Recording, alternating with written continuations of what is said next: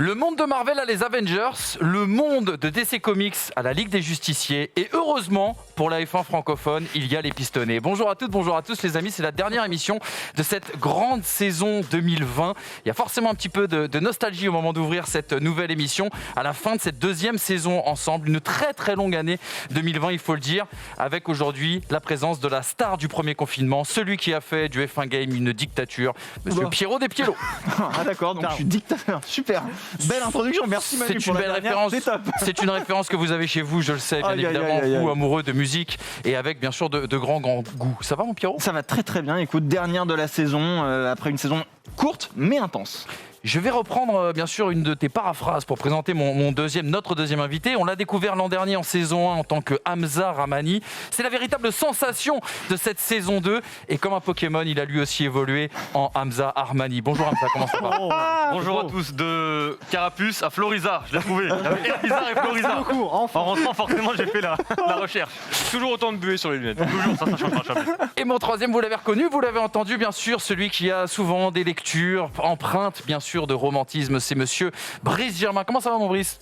Ça va, mais c'est temps que ça se termine quand même. Et dis donc, tu te réveilles à quelle heure, toi ? Parce qu'il est midi quand même là. Ça pique. Non, ça pique. Mais ça va. Je suis content de faire ça avec vous, cette dernière émission pour clore cette année 2020. Je pense que tu as besoin de vacances, en tout cas. C'est tout le mal qu'on te souhaite pour la suite de cette saison 2020. Dispositif spécial pour une émission tout à fait spéciale aujourd'hui. Un avocat, Maître Caldos, Alexandre Calvi, qui sera avec nous bien sûr et qui défendra votre parole parce qu'on vous a donné la parole pour construire cette émission. Alex, comment vas-tu ? Ça va. La parole est au peuple, la parole est aux spectateurs. Donc on va voir ce qu'ils disent, mais il y a des choses intéressantes et il y a surtout des notes qui sont un peu différentes des vôtres. Et regardez justement sur quoi on va réagir tout au long de cette émission. Le sommaire de cette 52e émission des Pistonnés dans l'histoire, dans la jeune histoire de cette émission, bien sûr spécialisée Formule 1. Le sommaire avec le débrief, notamment de cette saison. Le conseil des écuries, on va donner des notes à chacune de ces écuries. On va noter bien sûr cette année 2020. On va faire le top flop aussi également des pilotes. Le grand débat, cette saison 2020, est-ce que tout est à jeter ? Qu'est-ce qu'il faut regarder ? Quels enseignements en tout cas on peut tirer d'une saison pas comme les autres? Et puis un petit quiz comme d'habitude, si on a le temps, vous connaissez bien sûr la rengaine. Le dernier tour de chauffe les amis de cette année, la dernière parole d'actu qu'on va aborder aujourd'hui, c'est un peu la suite et peut-être la fin d'un feuilleton qui nous a tenu en haleine tout au long de cette saison. Qui pour piloter la numéro 2 du côté de chez Red Bull? Regardez plutôt avec ce tableau les différentes choses qui pourraient être annoncées au moment d'ailleurs où sort cette émission. On disait en tout cas que Kvyat a vendu la mèche en disant que Tsunoda devrait être officialisé mercredi. AlphaTauri bien sûr en 2021 aux côtés de Pierre Gasly. Est-ce qu'il y aura une année sabbatique pour Kvyat? C'est notamment ce qu'il a confirmé juste après le Grand Prix. Le numéro 2 chez Red Bull pourrait être lui confirmé avant Noël. L'annonce de Pérez semble imminente pour Albert Fabrega notamment de Movistar, mais également pour un journaliste français bien renseigné, et on se tournera bien sûr vers Maître Caldos pour en savoir un petit peu plus. Albon a-t-il sauvé sa peau à l'inverse du côté d'Abu Dhabi? Et surtout, quel avenir pour Albon si jamais il n'était pas retenu du côté de chez Red Bull? Est-ce qu'un poste de pilote de réserve peut-il faire un volte-face vis-à-vis de sa position vis-à-vis d'AlphaTauri? Ou est-ce que son avenir s'inscrit en dehors de la Formule 1? Les amis, j'aimerais que vous me commentiez les possibles annonces qui sont peut-être d'ailleurs tombées au moment où sort cette émission, c'est-à-dire qu'elles ne sont pas tombées au moment où on enregistre cette émission. Déjà, Tsunoda, si jamais il est signé, c'est pas vraiment une surprise. Donc ça, premièrement, c'est plutôt cool. Puis il a montré de très belles choses en Formule 2. Maintenant, est-ce qu'il a la maturité suffisante pour la F1? Je suis pas certain parce que il y a encore beaucoup d'adaptations. Il va y avoir beaucoup de travail de la part de Tsunoda à faire pour faire ce step en Formule 1. Du côté d'Albon, encore une fois, je pense que c'est un peu moins sûr. À un moment donné, on s'était tous dit, on avait eu ce sentiment où on s'était dit finalement après la Turquie, il va re-signer. On avait eu vraiment cette espèce de feeling un peu chelou. Et puis là, visiblement, rien n'est joué avant Noël. Donc on verra ce que dit Marco et Christian Horner. S'ils prennent Pérez, c'est un vrai changement de philosophie pour Red Bull et ça montrera peut-être que Red Bull est capable de s'adapter au marché déjà des pilotes qu'il y a et aussi à s'adapter peut-être à la nouvelle philosophie que la F1 imposera puisque Red Bull a un modèle qui est en train de devenir un petit peu obsolète. Donc ça montrera une vraie direction de leur part en tout cas. Je ne sais pas si c'est une adaptation, je pense qu'ils sont plutôt contraints parce qu'il n'y a plus personne derrière dans la filière.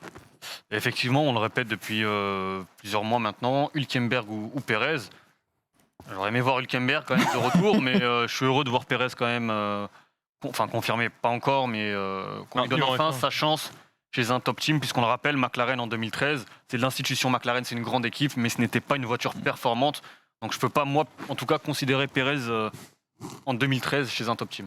Alex, il semblerait que toi, tu as entendu des petits bruits venant de médias bien connus, bien sûr, en francophonie et parlant de F1. Bah, il y a des sur un certain stream, il y aurait un journaliste français qui aurait dit justement que Un certain Pérez- Julien F, je crois. Oui, Il me on va semble. pas citer non plus, mais effectivement, il y a Albert Fraga qui confirme en tout cas qu'il y aurait une annonce imminente pour Sergio Pérez. Ça revient dans une certaine logique parce que sur la piste, en tout cas, il n'y a plus trop, j'ai envie de dire, de questions de logique à garder Alexander Albon quand on a Sergio Pérez qui remporte son premier Grand Prix cette saison à bord justement d'une Racing Point. Bon, eh bien, écoutez, ça se trouve, l'info est peut-être tombée au moment où sort cette émission. En tout cas, l'info, elle devrait tomber avant Noël. C'est la promesse d'Helmut Marko. On a du mal, forcément, à le croire, Helmut Marko, après les différentes déclarations qu'il a pu avoir. Bref, on va attendre et vous commentez, bien sûr, si jamais l'info est tombée. Nous, tout de suite, on va essayer un nouvel exercice. Les graphiques d'Amazon ont tenté de le faire. Julien Febvre himself aurait rêvé de le faire, mais les pistonnés vont tout de suite le faire. C'est bien sûr le conseil des écuries, nos notes, mais aussi vos notes de cette saison 2020.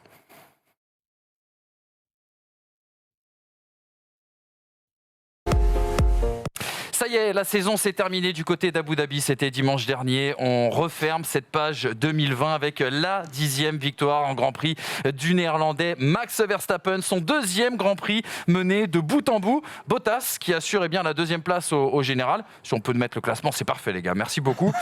Il assure la 2e place au général avec la 2e place bien sûr du côté de Yas Marina. McLaren confirme la 3e place au constructeur grâce aux 5e et 6e places de Norris et Sainz pour son 400e et dernier Grand Prix sous cette appellation. Renault place 2 voitures dans le top 10 et Ricciardo offre le point du meilleur tour en guise de cadeau d'adieu du côté de la firme aux losanges, ce qui nous donne au classement pilote, classement définitif après 17 courses.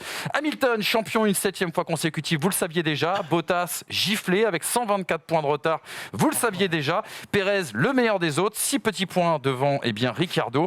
2 McLaren dans ce top 10 et un Français quand même, il faut noter, c'est Pierre Gasly.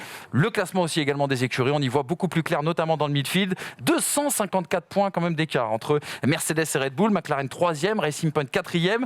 Racing Point dans le Big Four, ça c'est quand même une information importante. Renault juste à l'entrée, à noter quand même la 6e place historiquement médiocre de Ferrari et Williams, seule équipe à ne pas avoir inscrit le moindre point cette saison. Ce qui nous emmène directement aux notes de la rédaction. Les pistonnés se sont réunis dimanche après la course et ont décidé de faire un pré-conseil de classe pour noter chacune des écuries. Regardez plutôt ce que ça donne avec 19 pour Mercedes, 14 pour Red Bull, 16 McLaren, 11 seulement pour Racing Point et ça va faire parler, 15 pour Renault, 5 pour Ferrari, 18 pour Alpha Tauri, Alpha 8, As 6 et Williams 13. Regardons, parce qu'on vous a aussi posé la question chez vous, des notes que vous donniez à toutes ces écuries avec bien évidemment une moyenne à chaque fois qui est faite. On voit que vous avez donné un point de moins que nous à Mercedes, un point de plus à Red Bull, on est sur la même note pour McLaren, 2 points de plus que vous accordez à Racing Point, un point de moins pour Renault, 2 points de plus aussi également pour Ferrari, 4 points de moins sur Alpha Tauri, ça il va falloir qu'on en parle bien sûr tous ensemble, et puis vous donnez également vous donnez la moyenne vous à la différence de nous bien sûr pour Alfa Romeo, la même note à peu près pour As à 0,5 près, et surtout vous êtes beaucoup plus sévère que nous, mais comme l'an dernier avec la note bien sûr de Williams. On attaque tout de suite ce conseil de classe messieurs sur Mercedes, le bon élève, ça devrait aller vite parce qu'on a déjà dit beaucoup de choses dans cette saison 2020 sur Mercedes. Ce bilan sans partage, 88% de pole, 76% de victoire, 83% des tours en tête dans cette saison, un peu plus aussi dans la légende de la Formule 1, ce 7e titre, le record de victoire all-time pour Lewis Hamilton, un 7e titre constructeur consécutif aussi, c'est un nouveau record pour Mercedes qui n'a fait que très peu d'erreurs, la saison parfaite on pourrait le dire, hormis le double arrêt à Sakir, peut-être la double crevaison aussi du côté de Silverstone les amis. Pourquoi on n'a pas mis 20 sur 20 à Mercedes cette saison? Russell à Sakir. Sinon, c'est du 20 sur 20. Il manque 2 pôles, mais oui, on ne va pas reprocher à Mercedes de louper 2 pôles sur 17 courses.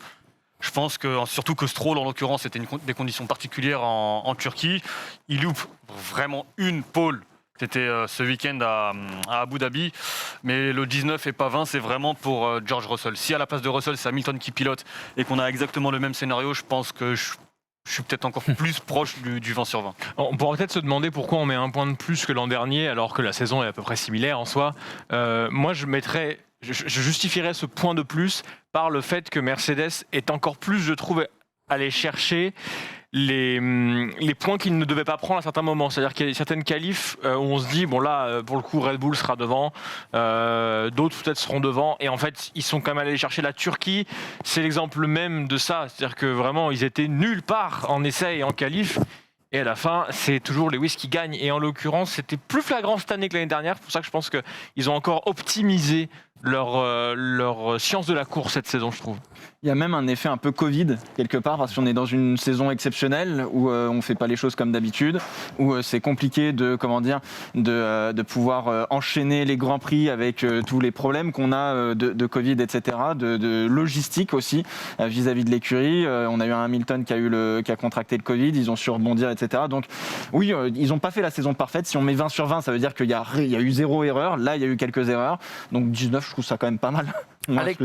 Alex, ces petites réactions, je crois, au niveau des commentaires, on retire peut-être 2 points du côté des viewers des pistonnés pour d'autres raisons que celles qui ont été données en plateau. Oui, il y a notamment cette baisse un peu au niveau de la note, mais il y a aussi certaines réactions, notamment de Marcus qui lui met un 18 sur 20, parce que justement pour les mêmes raisons que cite Hamza, pour Mercedes, lors des conseils de classe, on retient souvent la semaine qui précède avant de passer au conseil. Pour moi, c'est pareil, le raté catastrophique de Russell et Bottas en sont le parfait exemple. Des doutes sont exposés au sein donc du team, donc non, pas de 20 sur 20. Pas de 20 sur 20 de coup pour cette raison. On en a beaucoup parlé de Mercedes tout au long de cette saison. Je propose qu'on avance. Les bons élèves passent rapidement. Bien sûr, il y a peu de choses à dire. C'est chiant, un bon élève. 19, c'est quand même assez extraordinaire. Voilà, on va pas en faire des caisses pendant des heures, mais c'est vrai, saison quand même historique pour Mercedes, empreinte historique en tout cas dans cette ère hybride. Évoquons quand même Red Bull avec une question que je souhaitais vous poser.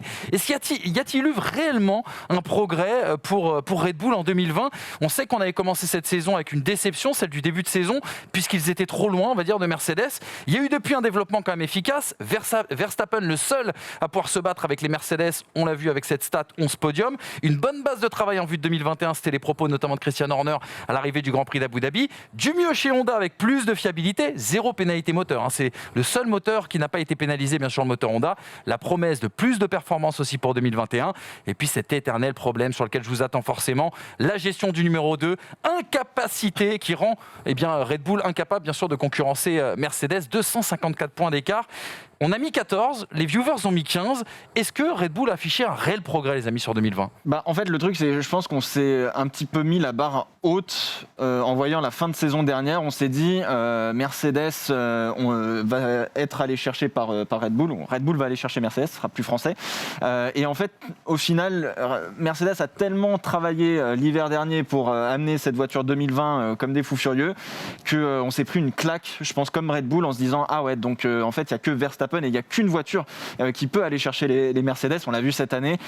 Pour parler un petit peu d'Albon rapidement, le truc c'est que Alexander Albon, contrairement à Pierre Gasly, il sait exploiter toutes les capacités de la voiture qu'on lui donne, parce que encore une fois, je pense que c'est pas la même que celle de Verstappen et ça se voit. Il sait faire les freins, il sait aller à la limite. Parfois il la dépasse et ça se termine mal. Mais du coup, on l'a vu à Abu Dhabi, dès qu'il y a une deuxième Red Bull qui est au contact des Mercedes, ça change totalement la donne et c'est de ça aussi qu'a pas bénéficié Red Bull pendant toute la saison et c'est pour ça que Red Bull n'a pas pu aller chercher Mercedes. La note est si basse parce qu'on s'attendait certainement à ce qu'elle se soit plus proche de Mercedes que ça. Alors je pense aussi que la note peut être surélevée par certains par le fait qu'on va pas penser au fait que Ferrari s'est écroulé. Et évidemment aussi, que Red Bull finit avec beaucoup plus de points que l'année dernière. Évidemment que Verstappen aujourd'hui a un record de points certainement dans sa carrière. Il a passé un step encore cette année, Verstappen ? Dans la régularité, oui. Et en l'occurrence, si on sait bien qu'Hamilton... T'es pas d'accord, Hamza ? Il avait déjà cette régularité la saison dernière. Il avait une stat en milieu de saison où il avait enchaîné des top 5, je crois, sur quasiment 20 Grands Prix. Je trouve que la régularité, il l'avait. Maintenant, ce qui est différent, je trouve, et là on en revient sur la voiture. Voilà, déjà, premièrement, il n'y a plus Ferrari. Et surtout, c'est sur la voiture. Et c'est ce que tu disais en présentant Red Bull. C'est rageant parce que la fiabilité du moteur Honda fait que Red Bull aurait dû passer ce cap et aller chercher Mercedes. Et moi, le premier, la saison dernière, lors de l'émission Bilan, moi je disais que je m'attendais à une saison 2020 complètement folle, avec Ferrari, avec Red Bull, avec Mercedes. Et la gestion du numéro 2 la saison dernière par Red Bull, Gasly puis Albon, je trouvais vraiment qu'ils étaient en train de construire quelque chose pour être fort avec 2 voitures en 2020. Et ça, c'est quelque chose qu'ils n'ont pas réussi à faire. Malheureusement, ça coûte cher. Ouais, il y a surtout sur la gestion des pilotes, c'est quelque chose qui est assez intéressant et que c'est quelque chose aussi qui revient justement sur les réseaux. Avant le début de la saison, il disait que Max était le favori. Au final, la voiture n'a lutté qu'en fin de championnat, quand justement Mercedes était tournée vers 2021 et justement la gestion des pilotes. Ils ont été vraiment nuls avec Alexander Albon, comportement vraiment nul et impitoyable avec Albon. Ça, c'est la réaction de Quentin. Et justement derrière, avec Prixili qui dit toute l'année, Alex, ils l'ont mis dans des situations compliquées sans lui offrir les mêmes spécifications que Max Verstappen, avec une exposition médiatique gérée d'une manière très hésitante. Je pense que sur cette question de la gestion du numéro 2, on sera tous d'accord autour de ce plateau. Juste un petit mot rapide. On ne le saura jamais malheureusement, mais la saison de Red Bull, je pense, aurait peut-être pu être différente si Albon signe le premier podium rapidement en Autriche. Et, Avec Albon, justement. Alors pour le coup, je sais pas, mais en tout cas, ce qui est sûr, c'est que Red Bull a vraiment pas facilité la vie d'Albon. Oui. Ils l'ont mis tout le temps sur des stratégies décalées. Il était obligé de faire des remontées, etc. Je pense qu'on en reparlera plus tard, mais là encore, je pense qu'ils ne sont pas facilité la vie et c'est vraiment dommage parce que quand on voit que deux voitures au contact des Mercedes, ça peut changer totalement la donne et l'appréhension aussi de Mercedes à pouvoir concurrencer les Red Bull pour la victoire, c'est un petit peu dommage. On l'avait compris en tout cas, 14/20 pour Red Bull. Mais attention, monsieur Horner, attention, monsieur Marco, vous frisez l'avertissement bien sûr de conduite. On se retrouvera, je l'espère, l'an prochain pour pouvoir refaire un point sur votre situation. McLaren désormais. McLaren, 3e au championnat des constructeurs. Et la question qu'on s'est un peu posée dans la conf qui a suivi ce Grand Prix d'Abu Dhabi. Alors déjà, il y a un constat qui est implacable. Elles sont peu impressionnantes, mais diablement efficaces, ces voitures. On le rappelle, 3e, un meilleur classement depuis 2012. 2 podiums, 3 meilleurs tours. C'est tout simplement la 2e écurie qui compte le plus de meilleurs tours sur l'année 2020. Il y a eu cette occasion de victoire manquée à Monza. Il y a eu quand même de la régularité et de la fiabilité, surtout en deuxième partie de saison. Une résurrection aussi, malgré bien sûr l'épidémie de Covid-19. Parce que, rappelez-vous, en tout début de saison, McLaren était dans une situation financière très très très délicate. D'ailleurs, de nouveaux actionnaires ont été annoncés en marge du Grand Prix de Abu Dhabi. Et puis, il faut quand même dresser un autre constat, c'est qu'ils n'avaient pas la 3e meilleure F1 de ce plateau. Ils ont eu, moi je pense en tout cas, une gestion parfaite du momentum. Cette équipe, elle a peut-être un peu surperformé aussi par rapport à son réel potentiel. Et c'était presque inattendu, là encore, après les essais d'hiver, où en plus des soucis économiques que rencontrait cette écurie, il y avait quand même un souci au niveau de cette voiture qui avait laissé un petit peu les pilotes sur leur faim. Est-ce que McLaren, ce ne serait pas une surprise quelque part, cette 3e place ? Si, parce que on était tous d'accord sur le fait qu'à Barcelone, on s'est dit, ils ne confirment pas. Ils ne confirment pas tout ce qu'ils ont fait en 2019, tout ce nouveau line-up, toute cette santé, entre guillemets, de l'écurie sur tous les aspects. On n'avait pas cette impression-là. Et force est de constater qu'on avait tort et qu'ils ont réussi à développer leur voiture. Et surtout, en fait, ce que j'ai trouvé admirable chez McLaren cette saison, c'est qu'ils ont réussi à mettre en exergue leurs points faibles et leurs points forts et se servir des deux. La McLaren avait de bons freins, elle avait du mal par exemple dans les virages à moyenne vitesse, elle avait également plus de facilité à être bonne en fin de course à réservoir vide. Très bien, faisons nos stratégies comme ça. Laissons Carlos et Lando en milieu de grille au début de course pour au final les voir faire des remontadas à la fin de la course et finir 4 ou 5. Voilà, c'est ça. Comprendre sa voiture, être efficace en gestion de course avec sa voiture. Aujourd'hui, ça paye. Et ils sont surperformés à Monza, ils ont surperformé en Autriche également. Mais ces petits points-là, ils font la différence aujourd'hui. Donc, bravo pour moi, McLaren. Surprise pour Brice, vous êtes d'accord avec lui ? Régularité, c'est le maître mot, quoi qu'il arrive, comme disait Enzo Ferrari, c'est les points intermédiaires qui vous font gagner le championnat. Bon là c'était pour la 3e place du championnat évidemment, mais régularité, il n'y a pas eu de coup d'éclat majeur chez McLaren cette année. 2 podiums qu'il faut aller chercher quand même et sur lesquels il faut être un peu opportuniste et c'est bien normal. Mais dans l'ensemble, très bonne régularité, permise probablement par l'ambiance dans l'équipe et on l'a vu et on le verra avec Renault, c'est qu'une bonne ambiance dans l'équipe, ça donne une bonne ambiance de travail et derrière, forcément on est dans une bonne dynamique qui fait qu'on apporte les bonnes solutions aux bons problèmes et que on progresse alors que on prend un Racing Point par exemple, ça a été beaucoup moins le cas, l'ambiance était un peu moins cool. Je trouve qu'ils ont aussi bien géré le fait que Carlos Sainz allait partir à la fin de la saison et que ça a été annoncé avant le début de cette saison et que du coup on aurait pu se dire ils vont privilégier peut-être Norris, etc. Non, ils ont vraiment joué le jeu jusqu'au bout et c'est ça aussi qui a permis à McLaren de surperformer sur certains moments. Ce qui est fou, c'est que McLaren, tout au long de la saison, hormis les 2 podiums, effectivement, qui sont forcément plus visibles, mais on a l'impression, moi j'avais l'impression de ne pas les voir. Ça veut dire qu'ils faisaient toujours du 4-5, du 5-6, du 5-7, du 4-7. C'est ça.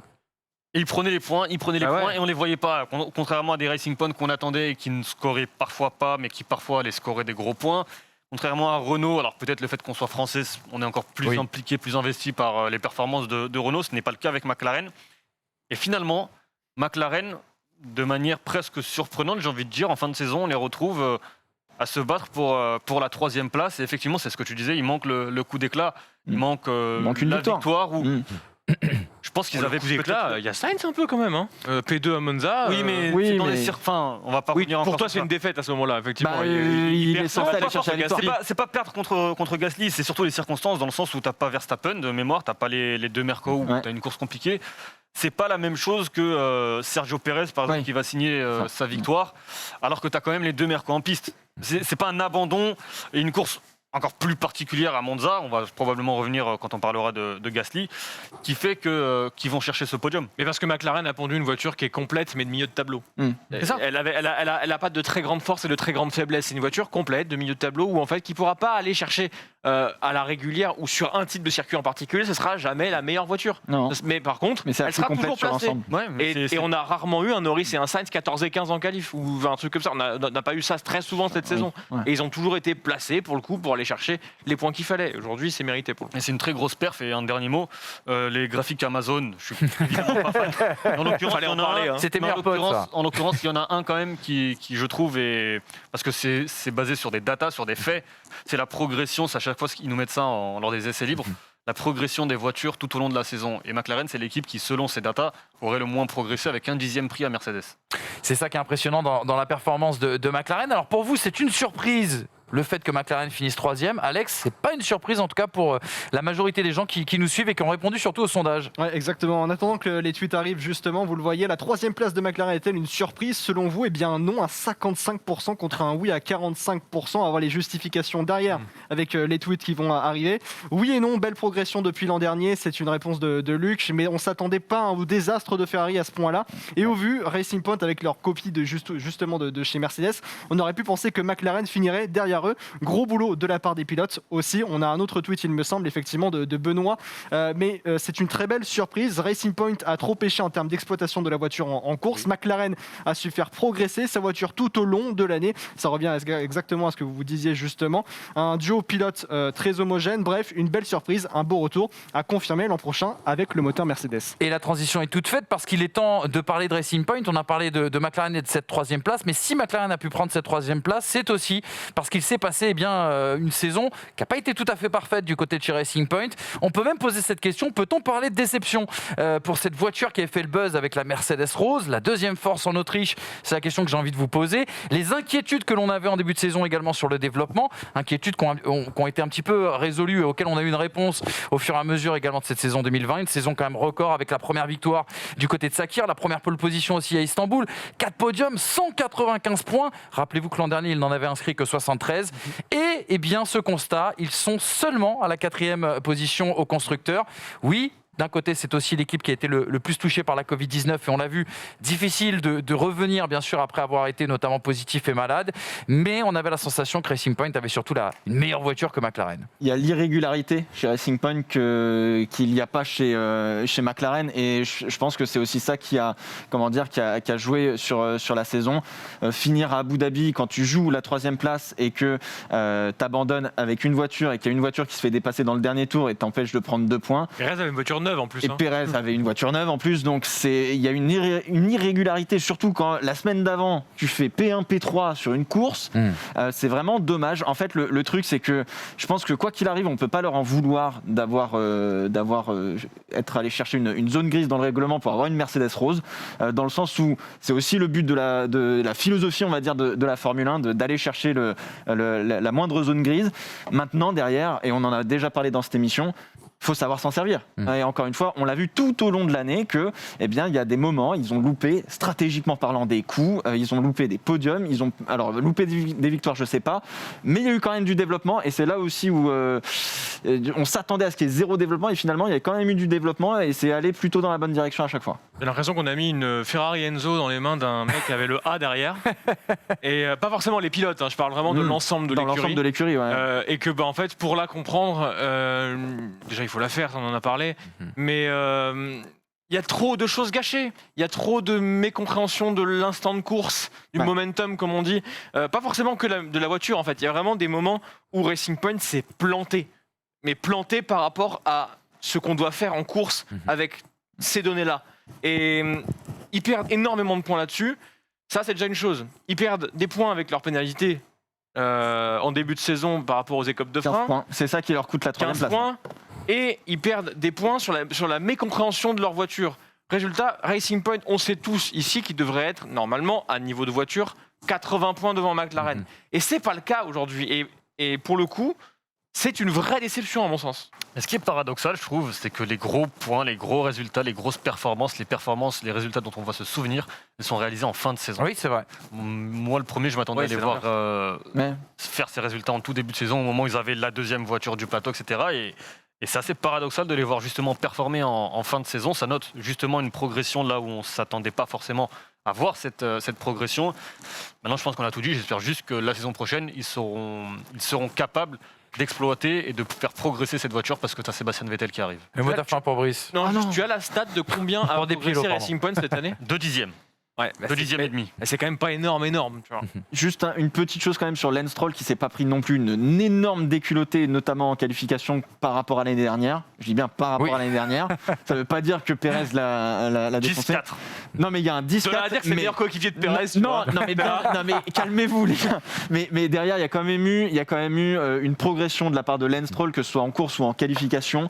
Il n'a pas été verni par 2-3 petites choses, le Lance Stroll, entre le problème d'aileron qu'il a eu à Istanbul, la casse qu'il a eu au Mugello, etc., alors qu'il était sur des bonnes places.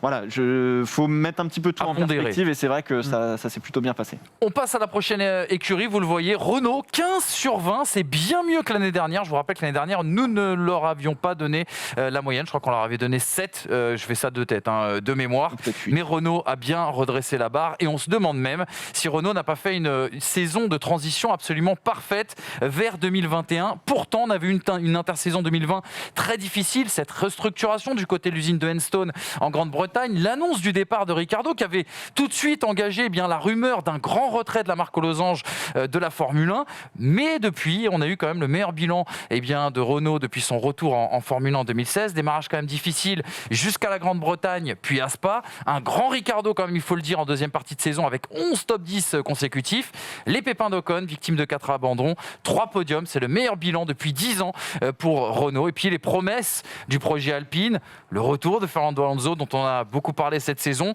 et puis surtout peut-être un projet auquel on pourra un petit peu plus s'identifier, parce qu'un projet un petit peu plus français, on va dire, dans les grandes lignes, dans les couleurs. Est-ce qu'elle est réussie cette transition vers 2021? Est-ce qu'on n'a pas de gros espoirs autour de cette écurie Alpine désormais? Nando, on veut le podium, on veut la victoire. Là concrètement, je n'attends que ça pour 2021. Sachant qu'il est en tête pour le moment des essais à l'heure actuelle. Tu es en train de regarder en fait, c'est ça? Je m'emmerde un petit peu. C'est le conseil de classe, c'est prof d'histoire, ces lecteurs-là. C'est un superbe docu. Pour rebondir sur ce que dit Hamza, effectivement, on a envie de voir un Alonso réussir pour la beauté du sport, on va dire, mais derrière, il y a eu une progression cette année de Renault qui est vraiment belle. et inattendue. Et assez inattendue parce qu'il y a une dynamique, j'en parlais avec McLaren, il y a une vraie dynamique positive où tout le monde se pousse les uns vers les autres, vers le progrès plutôt. Et ça a très très bien fonctionné. Il y a eu quand même un problème de fiabilité chez Ocon. Et derrière, ça se fout de ma gueule. Jamais.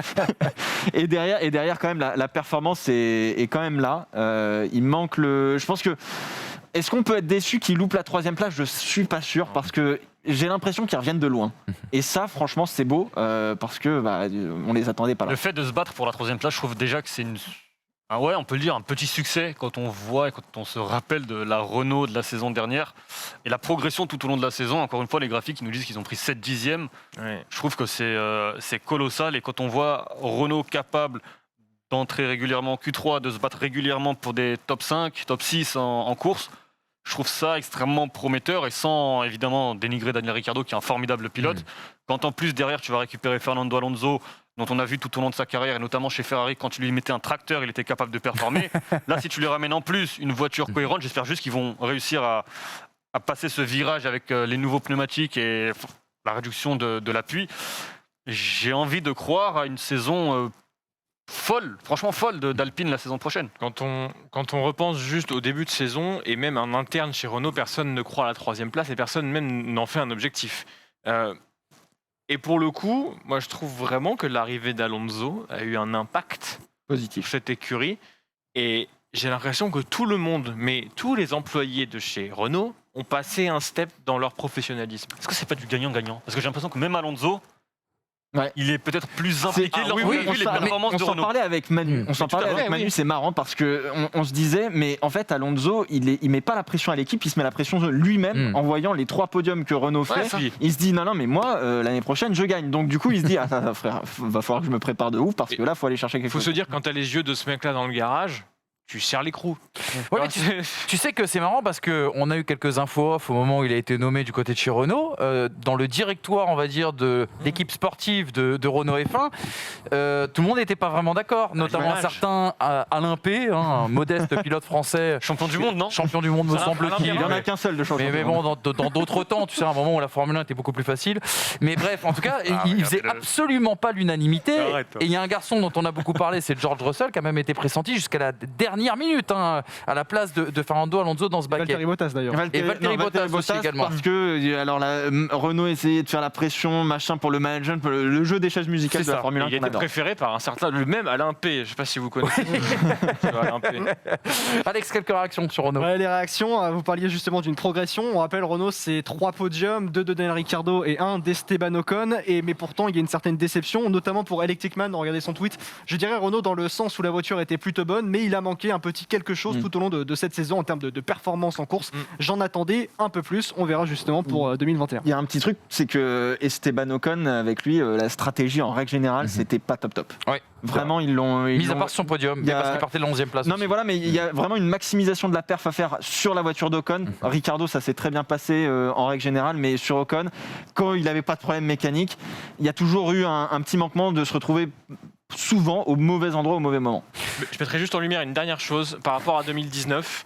Là où on voit le professionnalisme, c'est par exemple que le nombre de fois où Renault a fait valoir son moteur en 2019 par des qualifications très bonnes et qui derrière en course n'a pas marqué, n'a pas réussi à mettre ses points. Cette année, ces points ont été mis par Renault et pour le coup, il y a vraiment un step de passé dans justement cette gestion de la course. Et si il y a ce petit plus de performance, ce petit plus de fiabilité, là, Renault jouera avec les 3 premières écuries. Et en fait, c'est pas grand-chose. Il faut.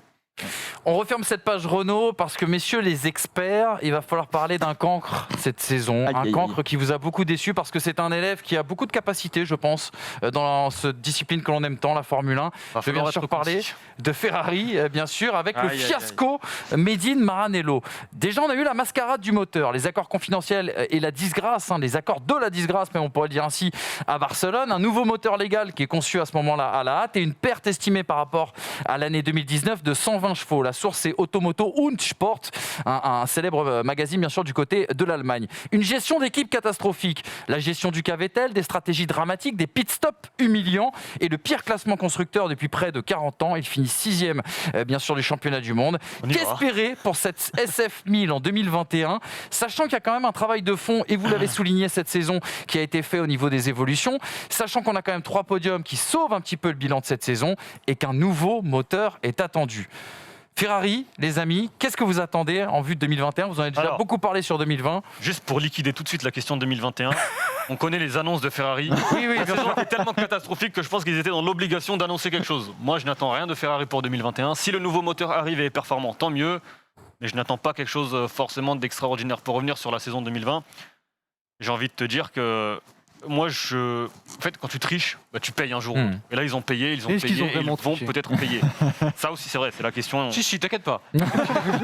Officiellement. On est dans une émission sérieuse et pas de naïf, surtout. Voilà, bien évidemment. Mais c'est important de le rappeler. moi, effectivement, ce qui m'a le plus agacé, je pense, cette saison, plus que de voir Ferrari à la traîne, c'est la gestion de Vettel, c'est les arrêts la poubelle, quoi. Catastrophiques. Enfin, j'ai l'impression qu'il n'y a rien qui n'allait, tu vois. Ça veut dire que tu avais une voiture catastrophique, mais parfois. Ça arrive, si tu es performant au niveau des pit stops, si tu es performant au niveau des stratégies, s'il y a une gestion des pilotes plutôt cohérente, tu peux chercher des résultats de temps en temps. On l'a vu avec Charles Leclerc. Mais même ça, il ne l'avait pas. Et puis en plus, Vettel, ça a été une problématique qui était encore pire que ça. Déjà, il annonce qu'il se barre, les gars, ils s'occupent plus de lui. Et en plus de ça, la voiture est développée pour l'inverse de son pilotage à lui. Donc, il n'y a rien qui est fait pour que Sébastien Vettel puisse briller. Et quand tu as une voiture que tu ne peux pas piloter parce que c'est pas ton style, que les mécanos sont tous à 4,5 g au moment où ils font leur arrêt, que à la radio, personne se comprend. Ça, c'est le problème du Prosecco, ça, mon Pierrot. Non, mais à la radio, personne ne se comprend. J'en connais d'autres sur ce plateau. Pardon. Oui, Excusez-moi. Pas de nom, pas après. Non, pas de nom. Pas pour début de saison, s'il faut. Mais il y a une succession de choses qui, oui, est humiliant pour Sébastien Vettel. Aujourd'hui, il y a une part de responsabilité chez Ferrari, il y a une part de responsabilité chez Vettel, il y a une part de responsabilité chez tout le management, mais il y a vraiment pas le travail qui a été fait de tous les côtés, je trouve. Même de Sébastien Vettel, il a été classe pour certaines choses, mais je trouve que Vettel, lui, a manqué énormément d'envie. Est-ce qu'on peut en lui vouloir? Je sais pas. Mais c'est ce cas Vettel qui a montré le marasme Ferrari, parce que, mine de rien, Charles Leclerc a un peu sauvé les meubles quand même. Plus que. Il a plus que sauvé les meubles. Charles Leclerc Qui fait il a fait 8e au une championnat. saison exceptionnelle avec la charrette qu'on lui a donnée. Concrètement, s'il n'y a pas Leclerc, si c'est un pilote lambda, Ils sont payés, les mecs. il termine derrière Alpha Tauri, Ah oui, non, mais championnat clairement. constructeur. Pour rejoindre sur ce que dit Brice, il y a un vrai problème au niveau du top management chez Ferrari, et ça se voit dans les communications radio, que ce soit chez Leclerc ou chez Vettel. Ils sont paumé. Juste là sur le Grand Prix d'Abu Dhabi, Leclerc qui est en train de valdinguer entre Raikkonen et compagnie, son ingénieur lui donne les temps de Raikkonen, il fait mais gros, je m'en fous, quoi, laisse-moi tranquille. Alors j'ai bouffé un pain au choc. Non, mais vraiment ça. À chaque course, on a des mais c'est exemples vraiment comme ça. symptomatique. C'est un exemple parmi tant d'autres qui fait qu'il y a un vrai problème de communication, et j'ai beaucoup de compassion pour Charles Leclerc qui arrête pas de gueuler à la radio en disant ceci, cela, machin, mais non, c'est pas comme ça, mais non, mais ceci, mais... Et du coup, t'es là, oh là là, mais c'est l'horreur absolue. Il a 23 ans et qu'il explique des trucs Mais c'est ça. à une écurie. C'est pas un vieux briscard qui est quadruple champion du monde. Donc à partir de ce moment-là, vraiment bravo à Charles Leclerc et Ferrari. Bravo quoi. T'avais une pomme pourrie, maintenant c'est le troupeau de pommes. C'est pas un troupeau, Un pommier. le pommier, ouais. C'est le pommier qui a pris. Tout est pourri, quoi. Faut repartir de zéro. Un résultat tempéré d'ailleurs justement sur les réseaux avec est-ce que c'était une catastrophe pour Ferrari? Pas totalement, vous allez le voir avec ce tweet de Toto. Justement, vous allez le Ils ont été plus gentils que nous, ils ont mis 7 et nous on a mis 5, je rappelle. Exactement. Donc on va voir ce tweet de Toto. On va commencer par en haut. Par contre, ça va servir à l'écurie à remonter la pente, à ne plus bricoler parce qu'ils ne peuvent tout simplement plus le faire. Ils n'ont plus le droit à l'erreur. Il faut toujours une claque monumentale pour mieux se relever et tout péter. Et puis selon moi, cette saison, on a aussi découvert à quel point Leclerc est talentueux. 3 fois plus de points que Vettel, 2 podiums, des top 5 réguliers. Ça nous rappelle justement à notre émission, on disait Binotto out, où justement cette saison est la conséquence du management de Ferrari. T'es pas tout à fait d'accord, Pierrot, avec Toto? Non, mais comme disait Brice, il faut un petit peu aussi se dire que la voiture correspondait pas au pilotage de Vettel et plus à celui de Leclerc. Donc c'est un peu plus simple, mais c'est vrai qu'on voyait clairement que Leclerc arrivait à extraire 110% de la voiture, mais dès qu'il faisait 111, même trop. c'est bisous quoi. Donc même trop.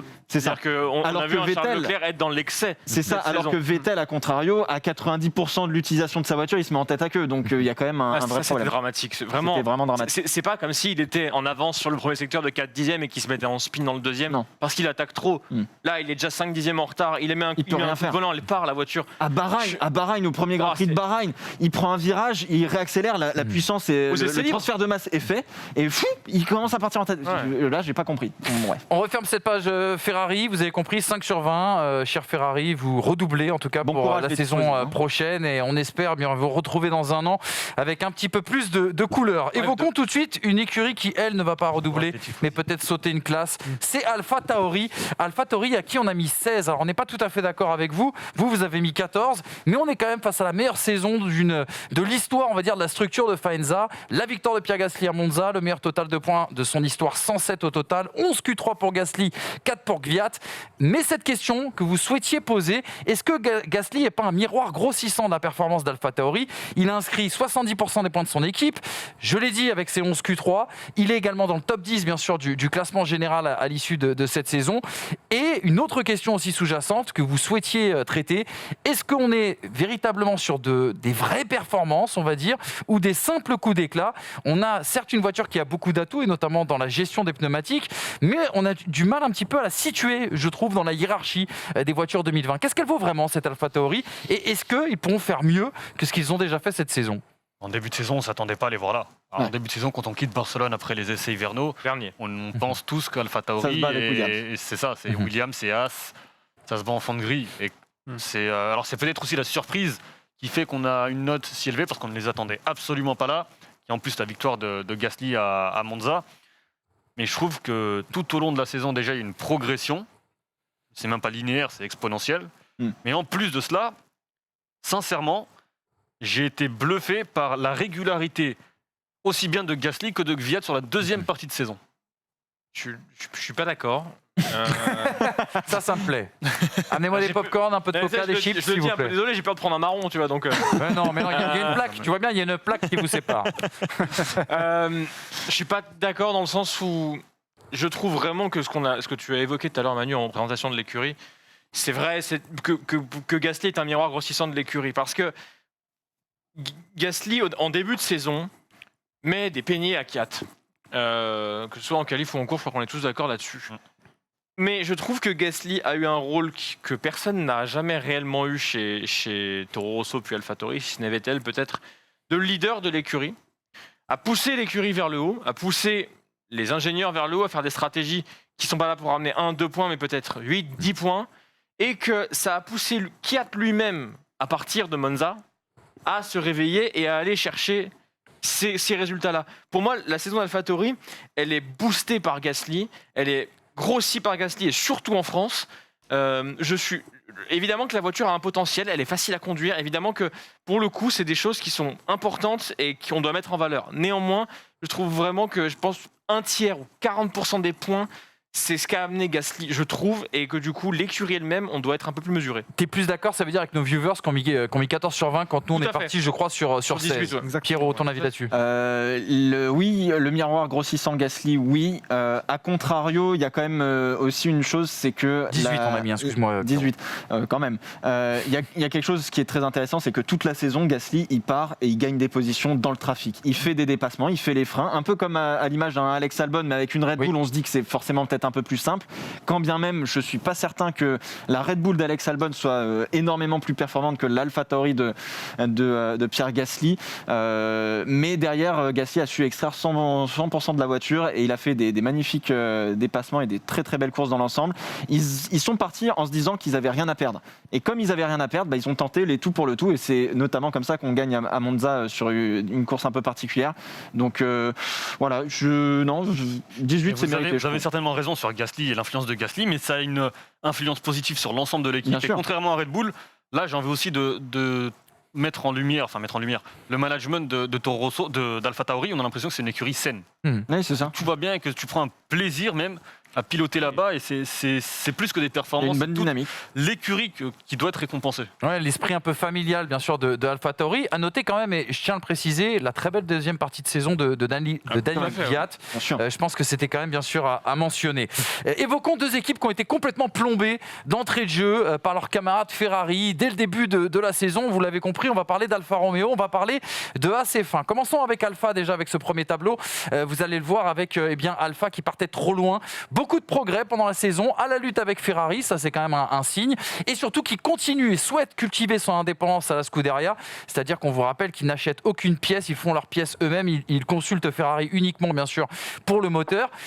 Et une autre question que je voulais vous poser, vers une nouvelle hiérarchie pilote aussi, on a la sensation sur cette fin de saison que Giovinazzi pourrait prendre le pouvoir en vue de 2021. On a surtout la sensation que Kimi est complètement en roue libre sur cette fin de saison. On leur a donné 8 sur 20. Vous, chez vous, vous donnez bien sûr la moyenne. Et très rapidement rapidement aussi également, on va faire une pierre de coups pour évoquer Alpha et As, parce que les problématiques sont à peu près les mêmes vis-à-vis de ce moteur, bien sûr.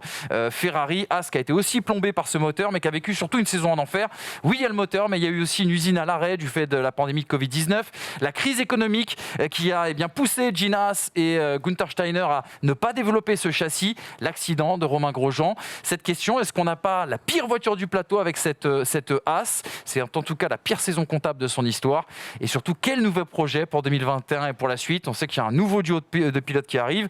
Simone Resta, le célèbre ingénieur de chez Ferrari, sera là aussi. Et on évoque l'arrivée aussi de nouveaux investisseurs. Un petit mot sur cette saison. Difficile de noter Haas et Alfa Romeo. Autant on n'est pas d'accord avec les viewers sur Alfa Romeo, puisque leur donne la moyenne et nous seulement à 8. Autant on semble être d'accord sur Haas.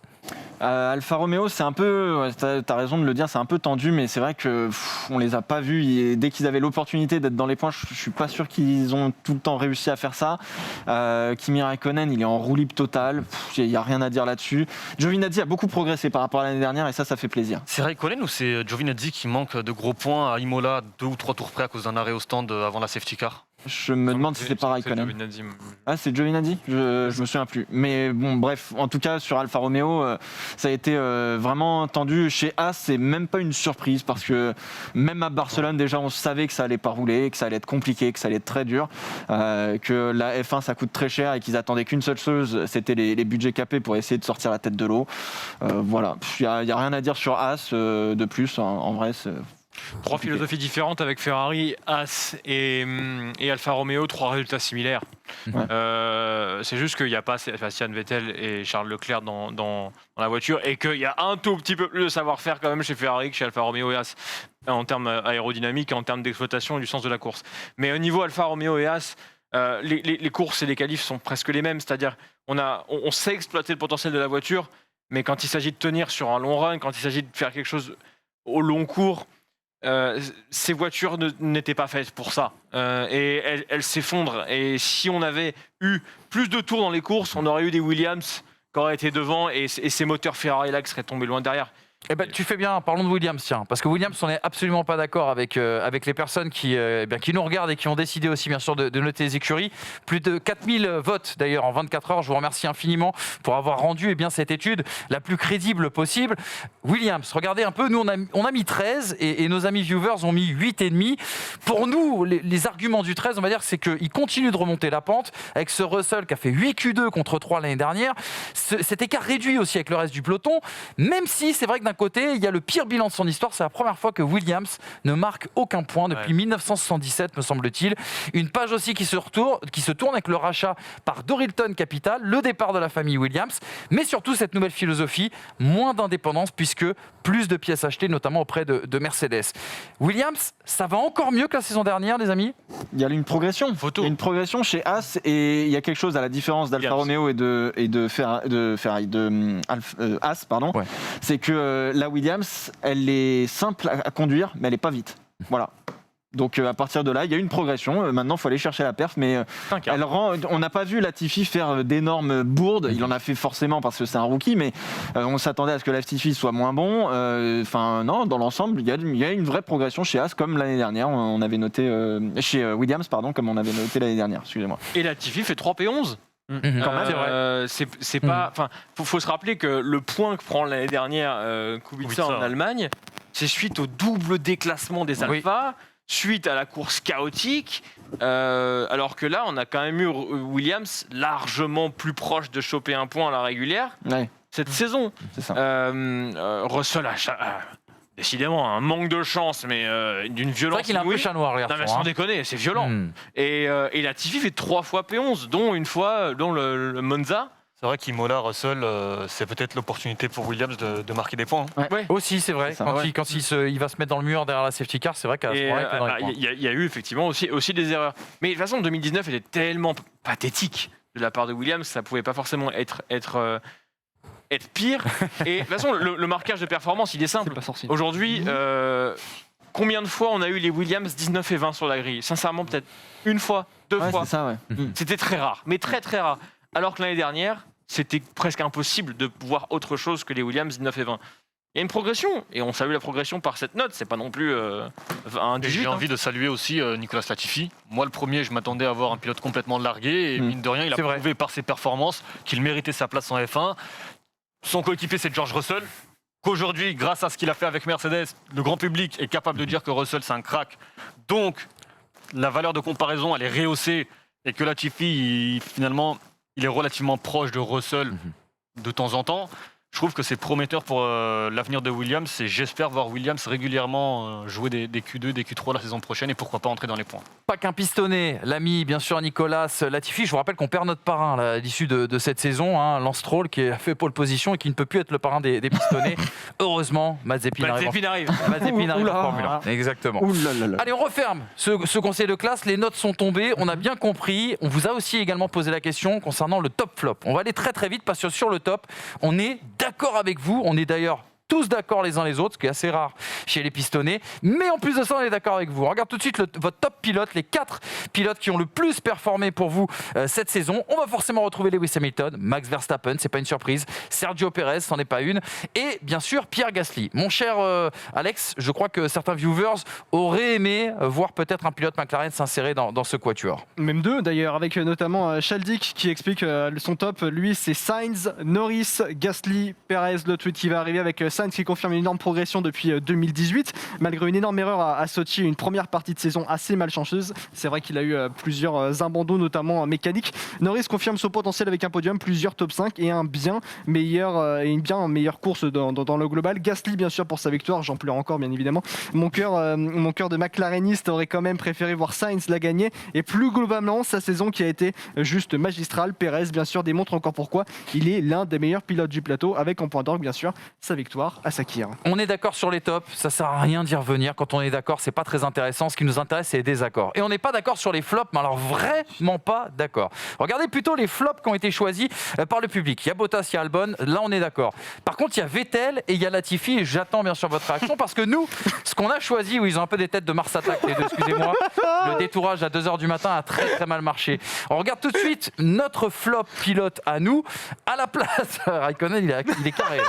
Il est vraiment carré le garçon. À la place, bien sûr, des deux flops que vous avez choisis, on garde Bottas, on garde Albon, mais on a choisi Kimi Raikkonen et bien sûr Lance Stroll. Les amis, un petit mot. Est-ce que vous êtes étonnés des flops qui ont été choisis par nos viewers?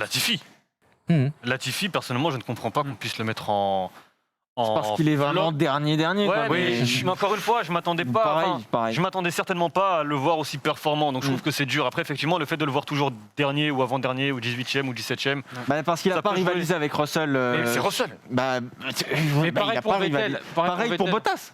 Il n'a pas rivalisé avec Hamilton. Là, en fait, c'est toi qui l'as j'ai choisi, Bottas. l'impression qu'on ne met pas en perspective les performances, en tout cas c'est mon avis, de Latifi et Vettel par rapport au Ce qu'on leur milieu donne. dans lequel ils ont évolué. Ouais. Latifi, rookie, débarque chez Williams avec Russell comme coéquipier, sans objectif particulier, il fait ce qu'il peut, et en l'occurrence, c'est pas parce qu'il y a un pont de grille qu'il fait pas 3 AP11. Ouais. Et enfin, c'est quand même vraiment pas mal pour le coup. Et Vettel, on l'a déjà dit, on l'a dit 1000 fois, tu peux être le meilleur pilote du monde si ta voiture elle part de l'arrière et que surtout dans ton pilotage elle est impossible à conduire. En fait, il faut pas oublier qu'il est quadruple champion du monde, c'est tout. Enfin, il n'a pas perdu son pilotage, c'est juste qu'elle n'est pas faite pour lui du tout. Donc c'est dur de le mettre en flop. Latifi, tu as peut-être un élément de réponse. Je te donne la parole juste après, Pierrot. Oui, notamment, je crois que c'est Didou, enfin son tweet notamment, qui explique justement que Latifi, il a été transparent sur cette saison, toujours battu par Russell. Il aura fermé la marche la plupart du temps cette saison. Faut pas quand même oublier qu'il a fait 3 P11, comme l'a rappelé Brice. En excuse, on peut tout de même dire que la Williams n'est pas une bonne voiture, comme on le sait. Et aussi, on va juste rebondir sur Bottas, le fameux Bottas 2.0, qui selon lui était censé pouvoir jouer le titre, n'aura pas réussi à le faire. La comparaison avec Hamilton fait mal, et le Grand Prix avec Russell à Sakir l'aura été encore plus pour lui. Ne réagissez pas sur Bottas, je vous en supplie. On en a assez dit, bien sûr, sur 2020. Calme-toi. Le mot de la fin pour ce flop. Pierrot. Rapidement sur Albon, parce que j'en ai un peu parlé tout à l'heure, mais c'est vrai qu'on attendait à ce qu'il se fasse, on attendait peut-être plus haut et à la bataille avec les Mercedes et avec Verstappen, ça n'a pas été le cas, mais encore une fois, il faut bien mettre en exergue que, comme avec Vettel, c'est pas la voiture qui lui correspond.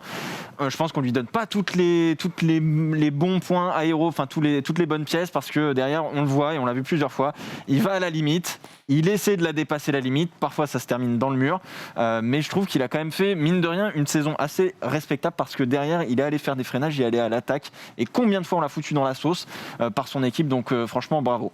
Juste un petit mot, et très rapide, vous voyez le bonhomme Même là, si c'est un flop. le parrain, voilà, le parrain Lance, pourquoi vous l'avez mis en flop les amis? Juste pour une explication vis-à-vis des gens qui l'en regardent. Il se fait laminer par Sergio Pérez en qualif, il se fait laminer par Sergio Pérez en course. Moi, quand tu as cette voiture-là, tu n'as pas le droit de terminer 11e du championnat, tu n'as pas le droit de terminer avec le même nombre de points que Pierre Gasly. Moi, à mes yeux, c'est impensable. Et ok, il fait ses podiums, il en fait 2 de mémoire. Et une pole. Et une pole, oui, Et c'est un encore flop. une fois, je le redis, jamais on ira lui retirer cette pole, mais sur l'ensemble de la saison, Lance Stroll, il doit faire beaucoup mieux avec le potentiel de la voiture qu'il avait. Et on l'oublie, la pole, parce qu'il y a la victoire de Pérez. Non, ouais. Bah, non, mais tu retiendras C'est vrai, quoi non, c'est vrai, dans 5 ans que Pérez a Pas gagné. de débat avec Maître Caldos, il est là pour faire le porte-parole aujourd'hui, chers amis. Je tiens bien sûr à ce que la bienséance soit respectée ici chez les pistonnés. Un dernier award, mais c'est très symbolique, on va en parler très rapidement, on ne réagit pas là-dessus. Le meilleur remplaçant, le super sub de cette saison 2020, c'est forcément Nico Hülkenberg, les amis. Il n'y avait pas trop le choix en même temps par rapport aux autres propositions qui auraient pu être celle-ci. Nico Hülkenberg, bien sûr, qui a remplacé Stroll et Pérez au sein de la Racing Point. Tout de suite, le débat, on va enfin pouvoir savoir qu'est-ce que valait vraiment cette saison 2020.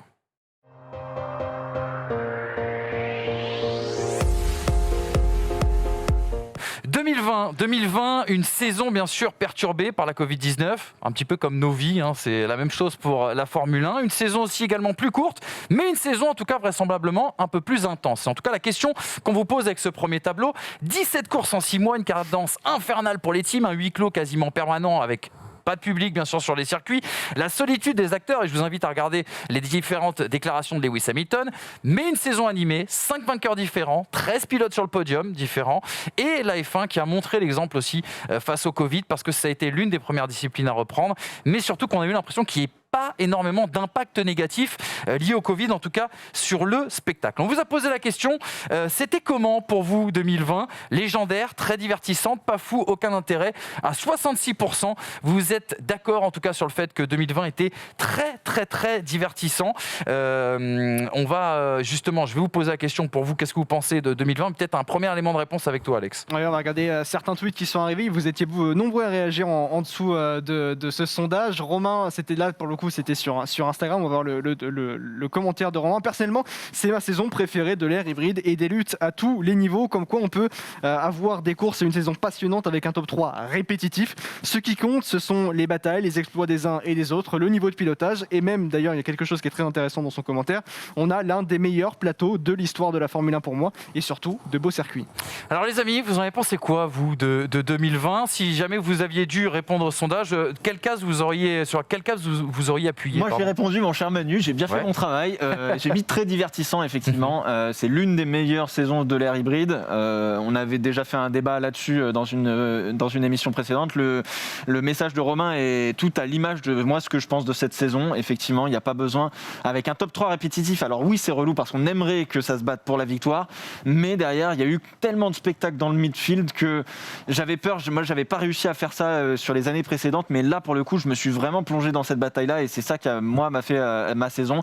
Et derrière, on a eu quand même dans l'ensemble des courses assez animées. Donc voilà, même les qualifs, c'était un régal. Moi, je dirais pas très divertissante, je dirais que c'est très bien rattrapé.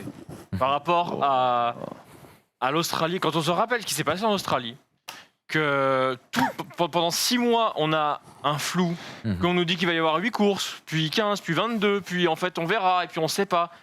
Franchement, ils sont bien démerdés quand même, pour arriver à faire 17 courses, et surtout 17 courses où on a des nouveaux circuits, on a des week-ends avec des formats différents, on a eu du spectacle, pas du spectacle, on a eu en fait des tentatives. Cette saison a été une saison expérimentale, de laboratoire, et on s'est rendu compte que la F1 n'était pas immobile et qu'on pouvait faire des choses avec la Formule 1, toucher à la Formule 1 pour rendre le spectacle. Et le spectacle a été parfois au rendez-vous. Donc, on peut s'inspirer de cette saison.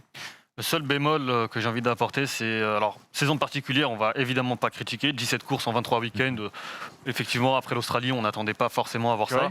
J'espère juste que ça ne va pas devenir une norme sur l'ensemble de la saison. On va pousser à 25, à 26, à 28 Grands Prix, on sait jamais parce que money is money, business is business. Donc à un moment, je pense qu'ils vont chercher plus de revenus. Et je crains vraiment qu'on se retrouve avec des saisons à 25-28 Grands Prix condensés sur 6-7 mois. Et là, ça va être infernal pour tout le monde et surtout pour les ingénieurs, pour les mécaniciens, pour les hommes qui travaillent sur place. C'est justement la question moi, que j'ai envie de vous poser. Est-ce que le fait que c'est été justement raccourci, qu'il y ait eu des enchaînements double et triple header bien sûr, est-ce que ça n'a pas rendu aussi un petit peu plus de spectacle dans cette saison?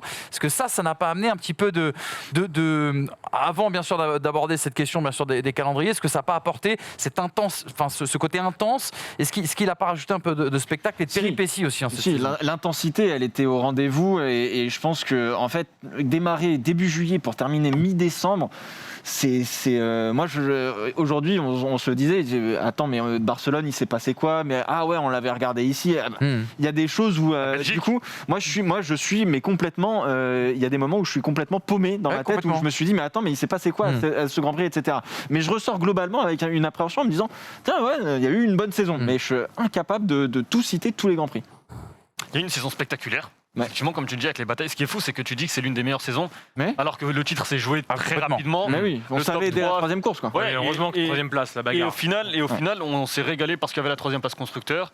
Il y avait ces batailles effectivement pour le podium, des podiums, des victoires inattendues.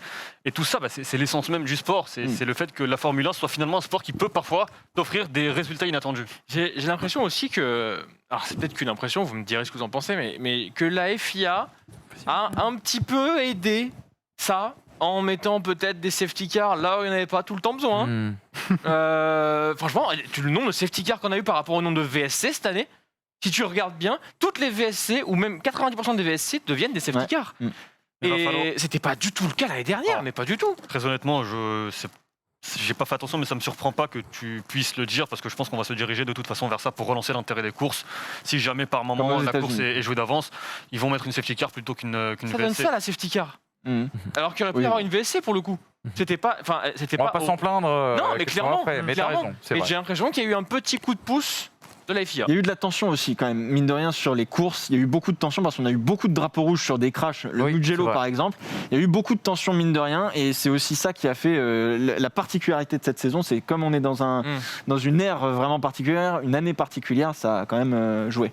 La mise en place du Covid, en tout cas pour les gens qui sont sur les réseaux sociaux, a été l'élément le plus important et c'est ce qui a permis justement d'avoir cette saison à rebondissement. Regardez ce tweet justement de Formula Info. La Covid, bon je te corrige un petit peu, la saison a été incroyable. La Covid ne peut pas être une femme. Voilà. Exactement. La saison a été incroyable à cause ou grâce, ça dépend des avis, au Covid. Ça a tout chamboulé, les circuits, les équipes, les pilotes, etc. La saison 2020 est un tout, de la joie de Pierre Gasly à la frayeur bien sûr de Romain Grosjean, en passant par les records de Lewis ou Kimi, la désillusion de Ferrari, etc. Tout ça a créé cette saison incroyable. On a quand même un panel d'émotions sur cette saison qui est incroyable parce qu'on n'est pas que sur du positif, la victoire de Gasly, le 7e titre, etc. Il y a de la frayeur, il y a de la peur, il y a du doute, il y a beaucoup de choses et c'est ça aussi une vraie saison dans le sport, c'est toutes les émotions, que ce soit positif ou négatif. Et l'incertitude Covid qui peut tomber tout au long de la saison. Très clairement. C'est tombé sur Hamilton après son titre. T'es en train de nous dire qu'il faut mettre du Covid sur la saison pour forcément sur une saison particulière comme celle-là, ça joue. Après, j'ai envie de revenir sur les calendriers, les circuits, je sais que tu vas nous relancer dessus. C'était là-dessus justement que je voulais qu'on aille. Il y a eu aussi des nouveautés. Il y a aussi de l'inattendu dans cette saison 2020. Et l'inattendu, ça a été le choix de certains circuits parce qu'à un moment donné, face à cette pandémie justement de Covid-19, il a bien fallu trouver des endroits, il a bien fallu bricoler des choses en termes de calendrier. Et même si c'était que des solutions transitoires, la question que j'ai envie de vous poser, est-ce qu'il n'y aurait pas quand même des choses et des choses à garder de cette saison 2020 et des leçons à tirer? Regardez avec ce petit tableau rapidement, ce calendrier expérimental, des circuits moins stéréotypés. Mugello et Sakir, on a eu quand même quelques morceaux de bravoure. Il y a le côté mythique, bien sûr, du côté de Imola, les bacs à sable de Nürburgring, Portimao et Istanbul où l'adaptation a été quand même assez difficile. Et à côté de ça, les classiques, Sochi, Barcelone, Abu Dhabi, toujours aussi ennuyeux pour pas dire autrement. Les doubles et triple headers, la loi des séries, c'est un truc qui se constate aussi quand on regarde un petit peu le classement sur des doubles et triple headers, mais des écuries ou des pilotes qui ont eu du mal à performer sur cet enchaînement. Et puis les doublons sur les mêmes circuits, est-ce que ça a apporté un petit peu plus de spectacle? Un super Grand Prix d'Autriche, un super Grand Prix de Grande-Bretagne. On pourrait prendre le cas aussi également de Bahreïn, où on a eu deux tracés différents sur le même circuit. Est-ce que c'est pas des choses à garder, en tout cas en vue de 2021 ? Il y a une chose à garder pour moi qui est essentielle, et je pense qu'on le répète depuis des années, c'est de l'herbe et du gravier. On l'a vu au Mugello, il y a une zone de dépassement, on a eu du spectacle en dehors du crash qu'il y a eu avec le drapeau rouge. Moi j'ai vibré tout au long du week-end parce qu'on voit les voitures aller très vite sur une erreur qui peut coûter très très cher. Et l'erreur, elle est punitive sportivement. Et c'est ça que j'ai envie de voir. Et finalement, chaque dépassement rend la chose impressionnante. Donc du coup, c'est voilà. La qualif est incroyable. Le tour qualif, il est majestueux. Tu choisis la caméra, le on-board que tu veux. Même Russell. Le tour, il est génial. Le tour est génial, donc il y a ça à garder et derrière forcément oui, revenir sur des endroits mythiques. Je sais pas si c'est quelque chose qui est primordial, mais pour créer le spectacle, faut avoir des types de circuits totalement différents les uns des autres. Exactement, je voulais justement rebondir dessus. Ça veut dire que garder les circuits mythiques, merci. Garder les circuits mythiques en soi, les romantiques que nous sommes, on veut tous avoir Nürburgring, etc. Maintenant, j'ai envie de dire, le plus important à mes yeux, c'est d'avoir des circuits différents, de types différents. Avoir des circuits vallonnés comme à Portimao, comme à Mugello. Ça, c'est un type de circuit qu'on n'a pas dans le calendrier. Le circuit de Sakir, l'Outer Track. L'Outer Track avec Racing Point. Non, mais ça aussi, il y a des circuits où tu fais un tour en 55 secondes, où ce sont des types de circuits qu'on n'a pas et qu'il faut intégrer au calendrier plutôt qu'avoir 20 circuits en 1 minute 30 ou en 1 minute 40, avoir des Abu Dhabi ou des courses soporifiques depuis la création d'Abu Dhabi, j'ai envie de te dire. Herman. On te salue. Tu partiras en vacances avec lui. Toi, ça sera notre ami Helmut et Herman. Et toi, c'est Herman. Voilà, ils prennent un avion, hop, tac. Putain, Si nous invite à Abu Dhabi, on y va. L'année prochaine. Non, mais effectivement, je trouve que c'est hyper important et même plus globalement, on parlait tout à l'heure des saisons à 25 Grands Prix. Je reviens à une idée que j'avais lancée il y a la saison dernière quand on avait parlé des calendriers et des circuits.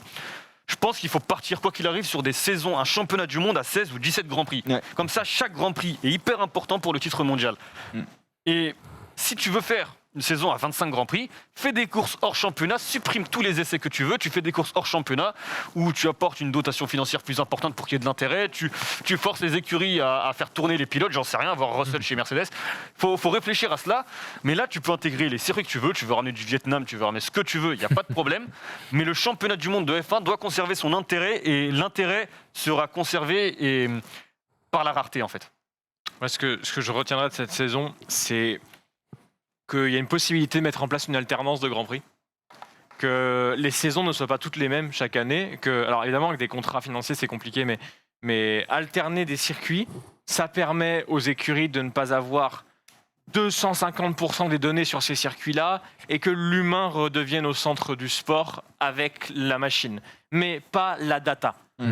Là aujourd'hui, la F1 est devenue un sport de data et on applique cette data en piste et du coup on sait exactement quel mode faut mettre, quel réglage faut mettre, quel carrossage faut mettre. Oui, bien sûr. Là ils se pointent à Portimao, ils sont perdus les mecs. Et ils se pointent en Turquie et ils sont perdus les mecs. Imola, il n'y a pas d'essai le vendredi. Oui, exactement. Il n'y a pas d'essai le vendredi.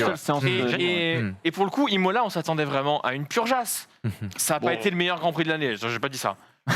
mais plus que ce qu'on s'attendait, parce que on a une incertitude.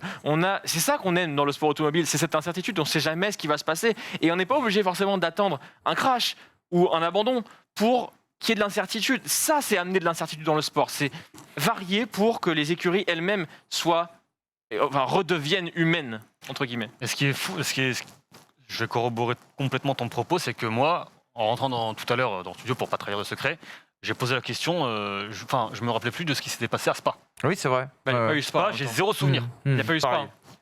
Bah si. Il y a eu Spa, oui. Tu vois le problème que nous. Spa, j'ai zéro souvenir. Abu Dhabi, la course, elle est soporifique. Barcelone, elle est soporifique. Les circuits qu'on a l'habitude de voir chaque année, j'ai envie de te dire que cette saison, elle a été relancée. L'intérêt a été relancé parce qu'on a eu des nouveaux circuits. Il y a eu cette excitation. Tu veux le résultat de Spa, peut-être? Attends, je regarde direct parce que je comprends même plus. Je sais même plus ce qui s'est passé. Hamilton. Les gars, on va peut-être avancer parce que si vous voulez qu'on finisse l'émission très rapidement, une petite réaction. Ouais, les petites réactions sur les réseaux sociaux, bien sûr. On va voir le tweet de Percy qui est assez intéressant. Il a totalement raison. Il va parler du plus beau circuit du monde, de ce toboggan de l'Algarve de 4 km 6. Portimao et encore un peu de Portimao. Bon, et aussi l'Outer Track de Bahreïn aussi, j'avoue, mais ça me paraît assez improbable de le revoir en Formule 1. Et aussi encore sur l'Outer Track, clairement la version ovale de Bahreïn est assez intéressante et nous a fait vibrer à chaque tour où tous les pilotes en ont mis le paquet. Donc Percy, qui est l'autre nom de Alex Calvi, bien sûr, sur les réseaux. Justement, on a posé la question, les gars, sur un petit sondage. Alors, sondage que j'ai fait, mais que j'ai très mal fait, je tiens à vous le préciser, on va regarder. Qu'est-ce que vous souhaiteriez avoir, c'est plus celui d'avant, je crois, qu'est-ce que vous souhaiteriez avoir garder comme Grand Prix parmi les nouveautés qu'on a eues en 2020 ?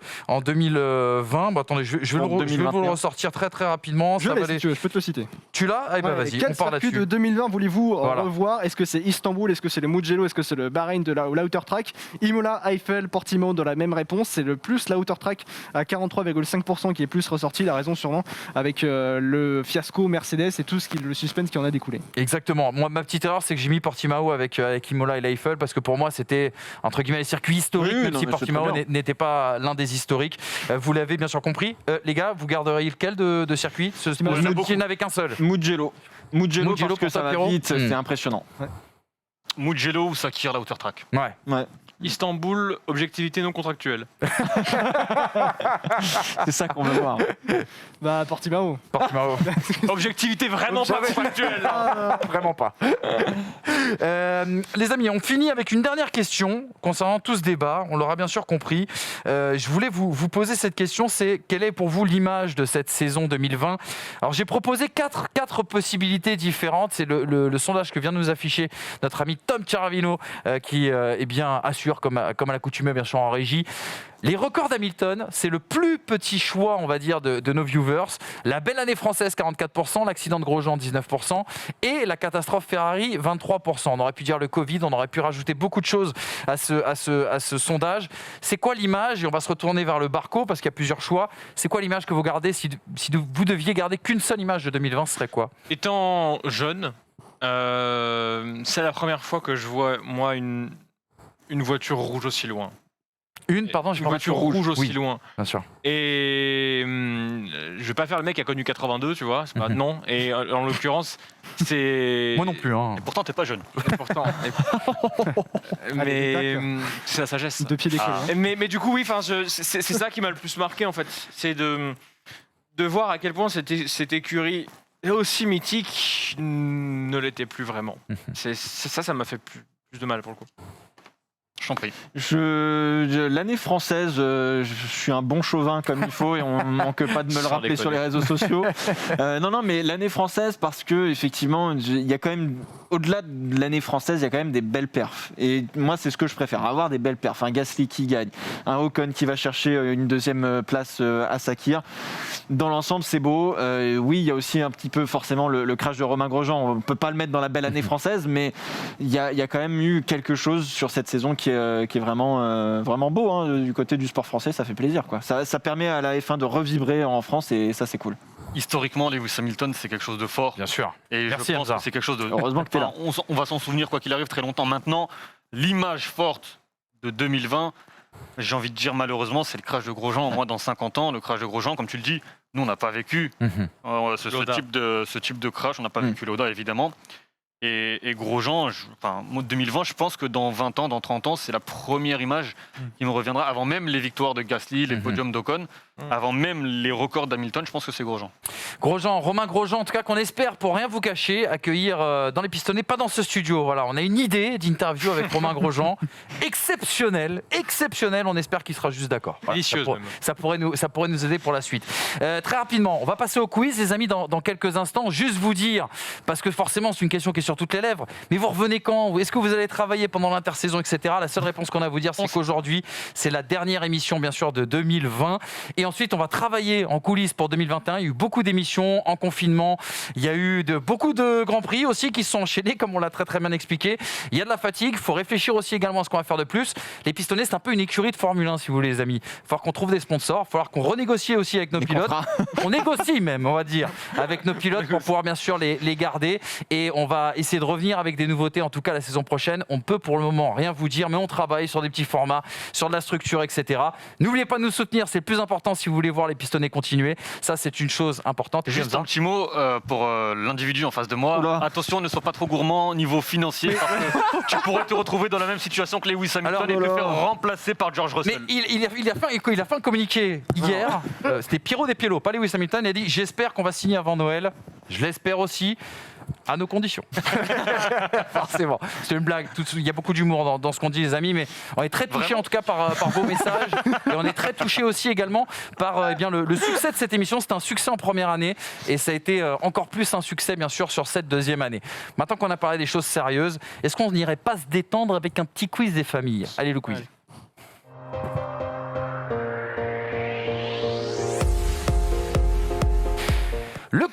Le quiz. Allez, Maître Caldi, vous pouvez retirer votre robe, votre très jolie robe, bien sûr. Vous n'êtes plus avocat aujourd'hui. Mais C'est une métaphore. c'était une métaphore. Caldos à poil dans 5 minutes. Ça va être la fin 2020. Voilà. C'est à Abu La Dhabi, belle image de 2020, celle que vous ne pensiez pas voir. On va vous l'offrir sur un plateau. Bref, petit quiz très sympa. Déjà avant, bravo Pierrot. Parce que Oula. Pierrot est le Mais je prends vainqueur. tarif aujourd'hui. Il est le... Non, mais non, T'as gagné. bravo. Ah Et c'est oui, juste pour Lewis titre, Hamilton. Parce qu'il est le vainqueur Et il a pas gagné. des Attends, il a pas pronostics gagné, Hamilton. 2020. Il a pas gagné, tu Pas rigoles. grave, Bah il a oui, mais vous couru. avez pris moins 50 points. Eh ben voilà. Ouais. Ah oui, les gars, vous avez choisi un bonus. Ah, Ouais, Russell. Ouais, vas-y, mets-moi T'as bien Russell. fait de lui mettre dans la tête. Allez, voilà. Oh, quel honte. Pas une belle Voilà saison. comment je justifie mon salaire, monsieur. Il faut- payé comme ça en points. Il fallait le dire, les gars. Les pronostics, et c'est de ma faute. C'est pas une grande année de pronostics aujourd'hui. Voilà. On a sauté des grands prix, on Oh était là là. parti sur un calendrier très fixe. Puis finalement, tout est parti un peu à la volo. La compta est une catastrophe tout au long de cette saison. Mais bravo Pierrot qui succède à monsieur Ouais. Brice Germain. Voilà. Le titre change de. Alors j'ai pas la ceinture, on nous l'a piqué en Pas grave, plus. Tu j'ai la vois. casquette Mercedes, ça suffit. Eh bien, on te l'offre, exactement. Notre Lewis Hamilton à nous, Pierrot Despiello, vous l'avez compris. Petit quiz, et on va rendre hommage, tiens, à un ami de la First Team, monsieur Mehdi Maizi, qui a créé un quiz que je trouvais extraordinaire, adapté au rap, dans l'excellente émission Rap Jeu, qui a comme lien commun avec la Formule 1 d'être sponsorisé par Red Bull. Nous aussi, on aimerait bien. Bref, soyons sérieux. L'idée, je vous donne un nom de pilote, et vous allez jouer par équipe. Ouais. 2 contre 2. Ça a jamais fait bon ménage là. Ça Ouais, mal c'est ça qui va être Tu me génial. sors un Gilles Villeneuve, ça va N'oubliez faire pas. terminer. Johnny Herbert. Mais oui, c'est ça. Je vous dis un nom de pilote. Je vous dis.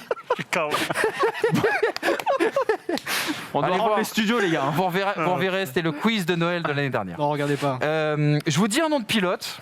Et en fait, l'idée, c'est toujours de trouver un coéquipier. Ok. Je te donne un Ah, ok, exemple. ok. Lewis Hamilton, et vous devez me citer un coéquipier Nico avec Rosberg. qui a couru Lewis Hamilton. Ok. Une fois que vous avez cité un nom, à eux de citer un nom. Il y a forcément, vous le savez, Un perdant. une sorte de... Oui, mais il y a une stratégie à mettre en Ah, mais place. tu peux dire petit un peu mec comme qui a aux eu qu'un échecs. seul coéquipier en fait. Voilà, c'est ça. Il y a une stratégie d'échec ou un petit peu comme aux dames. C'est bien ça. C'est pas mal ça? Ça vous plaît? Ok, let's go, Ok, messieurs. ouais. Vous êtes prêts? Vous êtes prêts? Vous êtes Ok, j'ai prêts? Il compris. faut qu'on aille vite. J'ai compris. Parce qu'il nous reste plus beaucoup de temps. Attends, ouais. Il nous reste Ça peut plus être malin. beaucoup de temps. Allez. Gerhard Berger. Je Jean, recommence ici, pardon, excuse-moi. Ah, Excuse-moi. Bah, Jean, allez-y, oui. Jean, allez-y. Non, mais bah voilà. Et là, du coup, faut qu'on cite un coéquipier de Jean Alesi. De Jean, allez-y. exactement, c'est ça. Ok. Ensaran Fredzen. Non, ça peut Non, être un. non, il remplace Jean, allez-y. Un point merde. pour eux. Ok. C'est bien, Ah, attends, chez Jordan, peut-être? Ou attends, j'ai un doute. Jordan, oui. Non, c'était Trulli, peut-être. Non, Non, les deux. parce que tu pensais chez Prost, hein, c'est ça. Je sais que c'est lui qui, non, je sais mais que c'est non. lui qui remplace. non. Ok, un point pour eux. On Euh, donne le point. Deuxième coéquipier, on va partir sur un truc un petit peu On commence plus. du coup. Ouais. À eux, hein, quand même. On va Oui, changer quand de même, main. s'il vous plaît. Hein. Kimi Raikkonen. Donc on commence. Dis un truc, hein, si tu veux. Il dit pas une dinguerie. Giovinazzi. Giovinazzi. Ils peuvent pas répondre. Ils peuvent pas répondre. Si, il a fait des grands prix dans Eh 2018. Oh, punaise, oui. T'as qui était Marcus Ericsson. Oui. Oh Oui, Oh. si, 2018. Si, si, Ah 2018. oui, je pensais que c'était. Je pensais à- Felipe Nasser. Ah. Ah, il y en a- il a été Nasser. il y en a peut-être un qui est technique. Attendez, Il peut être je vais accepté. quand même vérifier tout ça parce que là vous êtes partis très très loin et vous avez eu raison les amis. Ouais, je suis pas sûr. Aussi, c'est oui. Ça peut. hein. Donc que Felipe- Adrien Sutil. Non, C'était qui Il est pas coéquipier de Nasser à un moment donné non. Non. Mais c'est. On aurait pu citer un très technique. Guédon. Van der Garde. Parce qu'à un moment donné, Sauber oui. est arrivé en Australie bien avec vu, 3 bien vu. pilotes. Bâtard, Qui tu disais pour qui tu veux Sutil. Sutil, non, ils ont pas été ensemble. Un partout. Intéressant ce jeu. Giovinazzi, il a Ma fait foi, mal. fort intéressant. On y va? Allez. C'est à vous de commencer du coup. Ouais. Vous savez qu'on ne fait pas un quiz sans parler de Damon Hill. Damon Hill. Allez, c'est parti. Putain, attends. Il y en a un évident, les mecs. Attends. Ah, Jacques Non C'est une- Jacques Villeneuve. Jacques Villeneuve, ok, oui, bon, bah, Jacques Ouais, Villeneuve. on valide Hamza ou Ouais, pas? non, mais oui. Ouais, c'est parti, Jacques Villeneuve. Alors, Si t'en as pas, j'entends. Olivier Panis, du coup. Quelle année? Ah, chez Barre. Bah oui. En 2001, il me semble. Ouais, Oui, oui. c'est validé. Me semble-t-il. Hein. Je vérifie en même temps, mais pour le moment, c'est validé. Panis, il est coéquipier. Il est chez. Des chiffres et des lettres, hein, bien sûr. Mais- Oh, Il est coéquipier qui, après. Olivier Panis, c'est confirmé. Hein. yes. Oui. 34 Grands Prix ensemble. Absolument. L'IPP a confirmé. 2001. Je le tente. Allez, Jenson Button.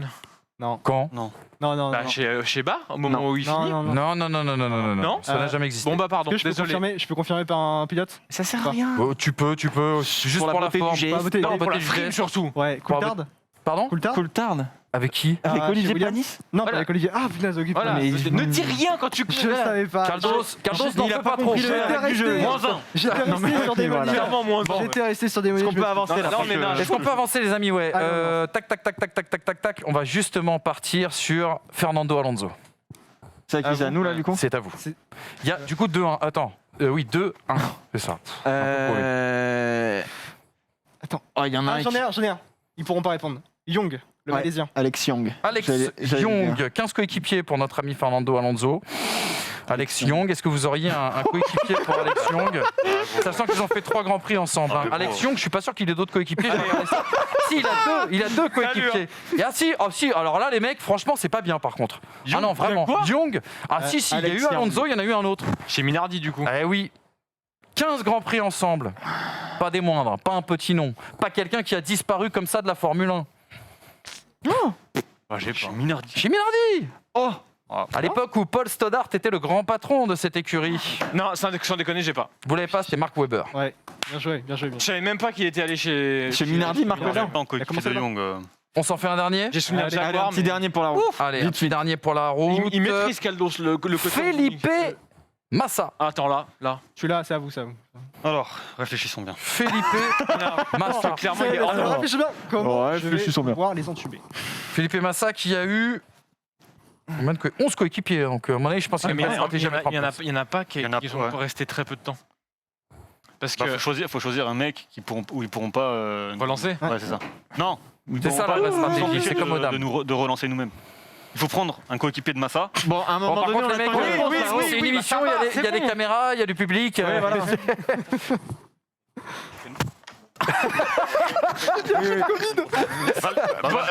Valtteri Ouais, Bottas. Valtteri Bottas. Valtteri Bottas, c'est validé Bon, pour, bien alors. sûr, Felipe Massa. Valtteri Bottas. Bottas qu'il a eu. C'est smart, hein, mais oui. Maldonado. Pastor Maldonado Ouais. pour Valtteri Il a pas eu Bottas. beaucoup de coéquipiers. J'ai un doute. Hein. Si, en 2013. Oui, pardon, excuse-moi, Ouais. 34 Grands Prix, 2012 et 2013, Première en saison de effet. Bottas, il me semble d'ailleurs. Pastor Maldonado, messieurs. Il y en a un qui est facile. Hein. Pas sûr. Julian Palmer.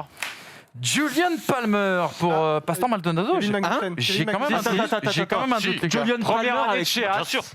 Première année Ah oui chez Haas. Non, mais Maldonado première année chez chez Haas. Haas, quand Romain Grosjean part chez Haas, je veux dire. C'est-à-dire que Maldonado, Lotus, et derrière. Excusez-moi, c'est Esteban Gutiérrez. Alors, non. Non, non, non, non, non, Oh, non. c'est catastrophique alors. Non, non, non, non, non. mais Non, attends, 2016, non, non. 2016, Gutiérrez. Alors, Romain Palmer, Grosjean, absolument alors. pas. Alors, Ouais, Romain Grosjean, il alors. aurait fallu dire Romain Eh, mais Grosjean, j'ai pas malheureusement. tenté de mettre un mec qui les tuait, Ouais, quoi. ouais, mais- bon, mais je dommage, comprends, mais dommage. c'est ça tout l'intérêt de ce jeu. Vas-y, on Je vous rassure chez vous. On est des clowns. Je vous rassure chez vous, ce jeu est bien mieux maîtrisé par notre ami Mehdi Maizi, bien sûr, du côté Ouais. du rap jeu. Merci à vous, les amis, en tout cas. Fin de ce quiz. Victoire de je ne sais plus qui. Je n'ai même pas Ah, compté voilà, les c'est points. là-bas. C'est la fin de saison, mais c'est ici le dernier trophée. Il sera distribué ici. Merci à tous, les amis, pour votre participation. C'est dur. Ouais, c'est très très dur. J'ai trouvé ça vraiment génial. Et en fait, Mehdi le fait sur les featuring dans le rap, ce qui est encore plus dur, forcément. Merci les amis pour cette grande saison 2020. Merci à toute l'équipe. Franchement, ça a été un vrai régal. Plus de 30 émissions faites ensemble, que ce soit chez nous, que ce soit ici en studio. Voilà, beaucoup d'émotions, beaucoup de plaisir. Je souhaite de passer de bonnes vacances. Je souhaite de profiter aussi également des vôtres. Beaucoup de frustration pour Hamza Ramani qui reviendra plus fort la saison prochaine. Je l'espère. C'est une certitude et je l'espère moi aussi. Merci pour votre soutien. Ne nous lâchez pas, bien sûr. Merci à First Team, Monsieur Arwan Abotret, Tom Dufan, Tom Tiravino, Paul Harrer. Et merci à vous quatre. Voilà, toujours du bonheur. les gars. Merci, salut, au revoir, bonnes vacances, profitez. On se revoit vite, j'espère. Ciao.